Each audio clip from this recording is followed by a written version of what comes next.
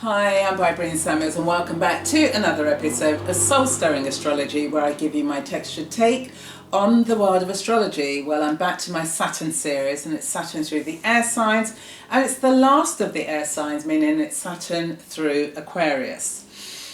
So when we think about Saturn in Aquarius, it's dignified as it is when it's in Capricorn. So Saturn in Aquarius is the ancient ruler of Aquarius. The more modern ruler is Uranus.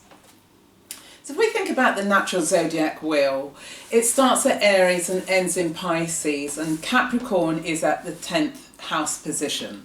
So Saturn in the 10th house, you would have experienced, the mountain goat that struggled to get to the top of the mountain, but once there, wants to be deeply respected, deeply admired for the guru, for the sense of authority, and for the sense of gravitas. So the first 10 houses are really concerned with who you are. You're born into your rising sign, and then you travel through until you reach the 10th house. And the 10th house here is about your standing, your public standing, your career, how the outside world sees you along that career trajectory. Once Saturn moves into Aquarius, it leaves the personal domain and starts moving into the transpersonal domain. So the 10th house Saturn is very much about the personal, I, the ego, I've arrived, I have achieved.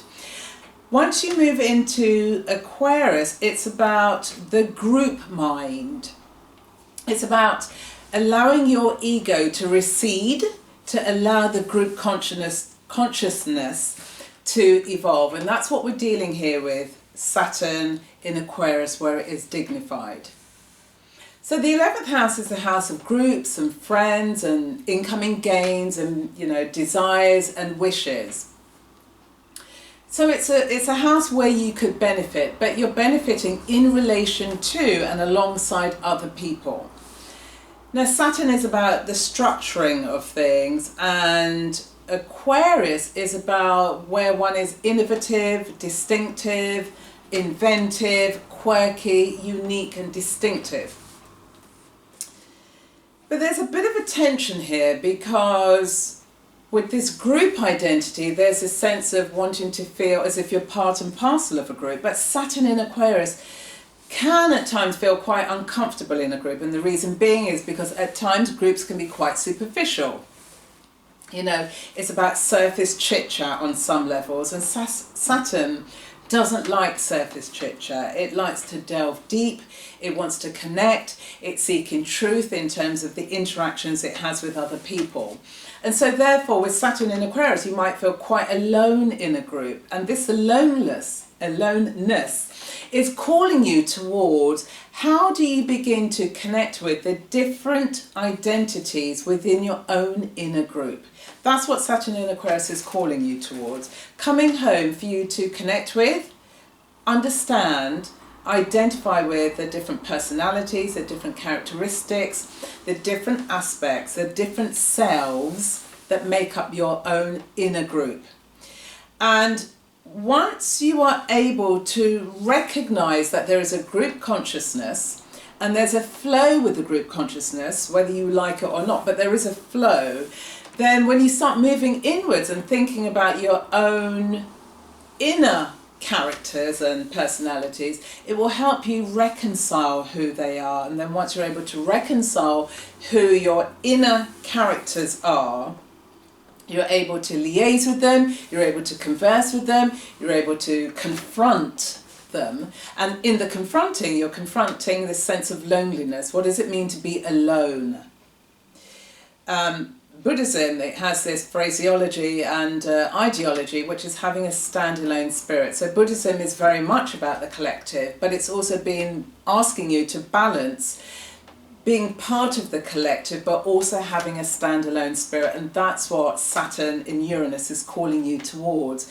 How can you stand alone, but stand alone with your own sense of gravitas? And you've acquired the gravitas because you've taken the journey inwards, whereas Saturn in the 10th house is very much the externalization. Look what I've done. I've rolled up my sleeves and I've got the dirt under my fingernails. And steadily and cautiously, and every hoof in front of the other, like this mountain goat, you've climbed to the top, you've reached the pinnacle. Saturn in Aquarius says, understand your own inner group, your own inner world. Who are the characters? You know, are you the protagonist, and who's the antagonist, and then who are the supporting ensemble cast? Understand your own one first, and that then allows you to flow far more easily within the group. Another tension that's thrown up with Saturn in Aquarius is this sense of feeling ordinary, just ordinary. And the reason why this is highlighted is because we're now living in a world where it's very much about the superficial, the gloss, this kind of conveyor belt lifestyle. It's about, I want to be seen, I want to be unique, I want to be different, I have to be different. I don't want to be seen as part of the masses or what is seen as common. There's a sort of snobbery around that, and looking down your nose and then, you know, throwing that to one side. But it's in that ordinariness, because what you're trying to balance here is this ability to be with, you know, royalty and influential people and the kings and queens, as well as the paupers and the very ordinary, the Akeems of this world, the Achilles of this world, being with ordinary people. And you know, if we're looking at some of the contemporary leaders that are emerging or are here on this global stage, and that's what Aquarius is about, the collective. It's looking at the planet, it's looking globally, it's looking at humanity. Then we're seeing wonderful representations of ordinary people doing extraordinary things. We think of Greta Thunberg, an incredible young girl who at 16 years old, you know, she stood up when nobody else stood with her.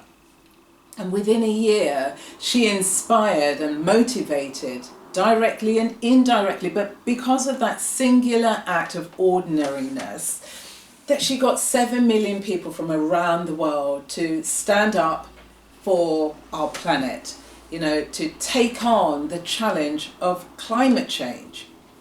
She's a fantastic representation of Saturn in Aquarius. And then there are other climate justice activists like She Bastida and Vic Barrett. If you don't know them, go and check out their work. Really interesting young people. They're, you know, in their teens and maybe early 20s. And then if we look in the field of education, we have Malala Yousafzai, who, you know, she won the Nobel Peace Prize at 17 because she advocated for the right for girls to be educated in Pakistan, but also right around the world. And, you know, she was shot in the head as a result of her campaign. These are incredible examples of Saturn in Aquarius. Ordinary people doing extraordinary things. And so one needs to be mindful of what Steve Jobs said, you know, we all have a ding, put our ding in the world. Absolutely. But not at the price where you're feeling that you're above other people. You know, you're better than other people. You know, you don't want to be associated with anything, God forbid, that it's seen as common and ordinary. So be mindful. Saturn in Aquarius is inviting you to traverse that. You know, it's about receding your ego and allowing the group consciousness to come forward. You may also find that you're somebody who, instead of having large groups of friends, you actually might have a smaller group of friends, a handful of friends, but these friends are mature, they could be older than you, but they may have a sense of maturity even if they're young. The people I've just mentioned are all young people, teenagers and, you know, very early 20s. But you could be drawn to older people or people who have depth and maturity, because it's these types of friends that are going to allow you to blossom, to mature, and it's through your own personal experiences. It's through mature reflections. The mature reflections lead you into this illumination around the group consciousness and the collective consciousness, and that then leads you to your own sense of consciousness around the individual characters, the individual personalities that lie within your own inner group. So Saturn in Aquarius is calling for, you know, that group identity. It's also where you can be ambitious, and the ambition is going to lie around, just think about the group.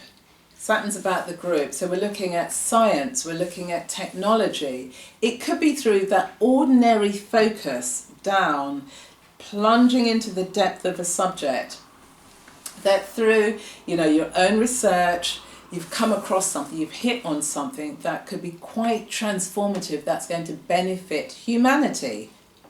From Greta Thunberg through to Malala. They're two wonderful examples. Ordinary people stood up, counted for something, went out into the world, discovered something, came up with a formula for something, and it's through that that greatness could actually come at your door.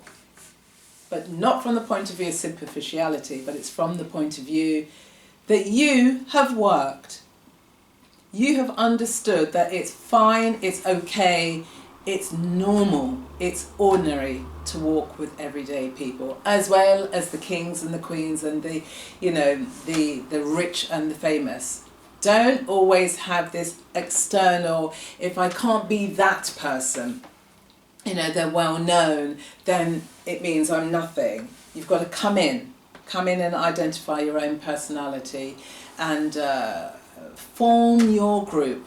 That is going to give you the stability, the solidity to feel very comfortable and very confident being part of the group identity. So that's it, beautiful people. That's the end of Saturn through the air signs. Next time I will bring you, let me see, I've got I've got Earth and I've got Water. I think I'll bring you Saturn through the Earth signs on the next episode, which will be very soon. So, if you have Saturn in Aquarius, how do you live with, how does it manifest in your life? Let me know if you have family members or your partner or your spouse or whoever, somebody you know who's got Saturn in Aquarius. How does it manifest in their life? I'd love to hear from you. Put your comments in the comment box below. As always, feel free to share this. Please share these episodes with people who you feel that could really benefit from them. You can like and subscribe to my channel.